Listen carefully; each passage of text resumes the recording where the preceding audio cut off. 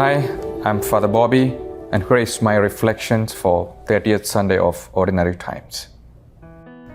In one of his writings, Father Munachi Esiagu of the Holy Spirit Congregation describes Frederick the Great, the King of Prussia, a German state.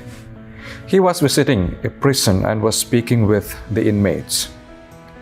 Numerous tales of innocence, misunderstood motives, and exploitation were told. After a while, the king stopped at the cell of a silent convict.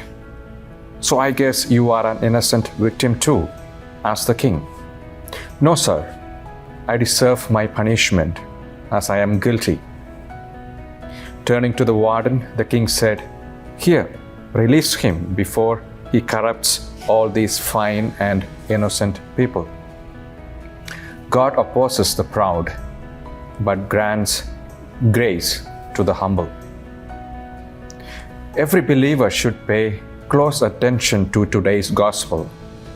The story revolves around two believers, a Pharisee and a tax collector. Both men believed in the same God, belonged to the same religion, and worshipped God in the same temple. But what do we see? There was one who went home at peace with God, and the other who didn't. Hardworking, honest, and prayerful, the Pharisee is a very disciplined and devout man. As the most respected religious figure in the community, he adheres to the religious traditions of the people and refuses to cooperate with the occupying Roman forces. Besides being a serious-minded believer, he went above and beyond the law, fasted twice a week. He gave tithes of all his income, not just what was required. On the other hand, the tax collectors were generally despised. They were considered low morals, said to be ritually unclean because they worked for pagan Romans, mixed up with them, and handled their unclean money. In the eyes of the people, they were regarded as no better than public sinners, traitors, and thieves on the highway to hell.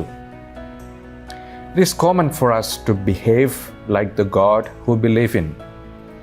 So the Pharisees soon learned to love only good people like themselves, while looking down upon sinners like the tax collector with contempt. On the other hand, the tax collector trusted only in God's mercy, not in himself or anything he had done. As he stood far away, he beat his breast and prayed, "God, be merciful to me, a sinner." He went home at peace with God. We too worship and pray to God, just as the Pharisees and the tax collectors did. Ultimately, we too hope to be reconciled and at peace with God and with one another. A tax collector can teach us how to worship God in a way that is acceptable.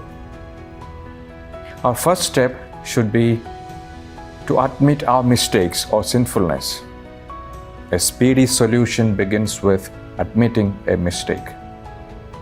As a second step, we need to entrust ourselves to God's generous mercy, which is greater than any sin we may have committed. Lastly, not to look down on sinners, but encourage them in their search for God, as the tax collector does for us today. Put God first. God is the right choice. God bless you.